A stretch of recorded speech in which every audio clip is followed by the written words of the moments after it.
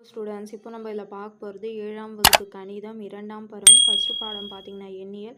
எடுத்துக்காட்டு 1.10 கீழ்கண்ட பின்னங்களை தசம வடிவில் எழுத 3 கொஷின் கேட்டுக்கிறாங்க. அதுக்கு ஆன்சர் பார்க்கலாம். ஃபஸ்ட் கொஷின் பாருங்கள். 153 கூட்டல் 96 கூட்டல் 7 கூட்டல் 5/10 கூட்டல் 2/1000. அப்போ பாருங்கள், இது எல்லாமே நம்ம தசம வடிவில் மாற்றணும்.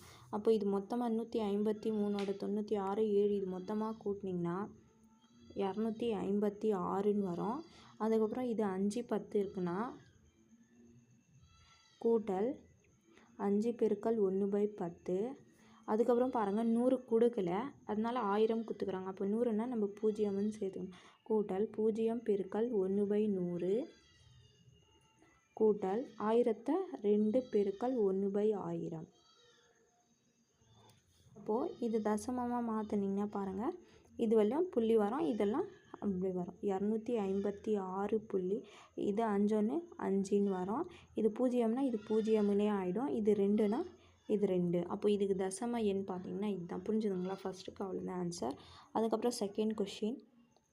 செகண்ட் பாருங்கள். 999 கூட்டல் 99 கூட்டல் 9 கூட்டல் 9/10 கூட்டல் 9/100.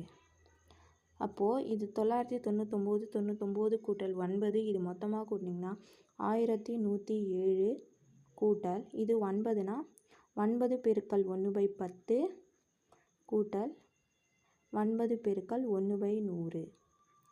அப்போ இதுக்கு தசம எண் பார்த்திங்கன்னா 7க்கு அப்புறம் வரும். அப்போது 1107.99ன்னு வரும். புரிஞ்சுதுங்களா? அவ்வளோதான். இதுக்கு ரெண்டாவதுக்கு ஆன்சர். அடுத்தது மூணாவது கொஷின். மூணாவது பாருங்கள். 23 கூட்டல் 6/10 கூட்டல் 8/1000. அப்போது இதில் பார்த்திங்கன்னா 23 கூட்டல் 6/10னா 6 பெருக்கல் 1/10. பாருங்கள், 100 இடத்துல கொடுக்கல, அதனால் நம்ம கூட்டல் 0 பெருக்கல் 1/100 கூட்டல் 8 பெருக்கல் 1/1000. அப்போ இதுக்கு தசம எண் பார்த்திங்கன்னா 23.6. இது 0மாக பெருக்குனிங்கன்னா 0மே ஆகிடும். அது 1. புரிஞ்சுதுங்களா? அவ்வளோதான். இது மூணாவதுக்கு ஆன்சர். இன்னும் கிடையாது, இங்கே 8 தானே, 8ஆல் தானே பெருக்கணும். அப்போ இங்கே 8ன்னு வரும். புரிஞ்சுதுங்களா? அவ்வளோதான். எடுத்துக்காட்டு 1.10 முடிஞ்சிச்சு. புரிஞ்சுதுங்களா?